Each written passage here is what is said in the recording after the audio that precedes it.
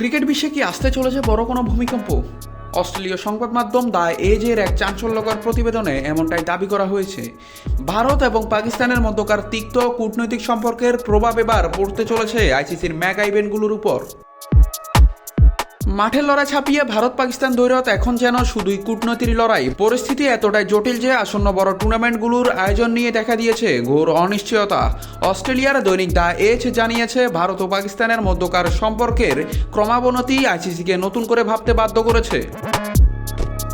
বর্তমান চুক্তি অনুযায়ী 2027 সাল পর্যন্ত ভারত ও পাকিস্তান একে অপরের দেশে গিয়ে কোনো ম্যাচ খেলবে না। 2025 সালের চ্যাম্পিয়ন্স ট্রফিতে ভারত পাকিস্তানে যেতে রাজি না হওয়ায় এই হাইব্রিড মডেলের জন্ম হয়। কিন্তু আইসিসি এখন আর এই মডেলের টুর্নামেন্ট চালাতে আগ্রহী নয়।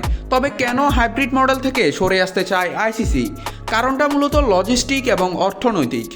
হাইব্রিড মডেলে খেলা হলে দলগুলোকে অতিরিক্ত যাতায়াত করতে হয়, যা ক্রিকেটারদের উপর বাড়তি চাপ সৃষ্টি করে। সেই সঙ্গে আবাসন ব্যবস্থা এবং অন্যান্য খরচও বহুগুণ বেড়ে যায়। আইসিসি চাইছে না একটি সুশৃঙ্খল টুর্নামেন্টে এমন বিশৃঙ্খলা থাকুক।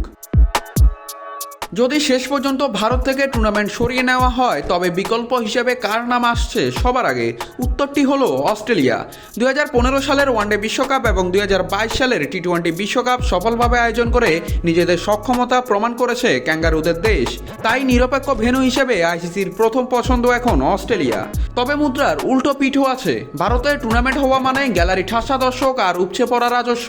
বাণিজ্যিকভাবে আইসিসি ভারতের উপর এতটাই নির্ভরশীল যে টুর্নামেন্ট সরিয়ে নিলে বড় অঙ্কের আর্থিক ক্ষতির সম্মুখীন হওয়ার সম্ভাবনাও উড়িয়ে দেওয়া যাচ্ছে না। এখন প্রশ্ন হলো, আইসিসি কি লাভের হিসাব করবে নাকি লজিস্টিক জটিলতা এড়াতে অস্ট্রেলিয়ার পথে হাঁটবে?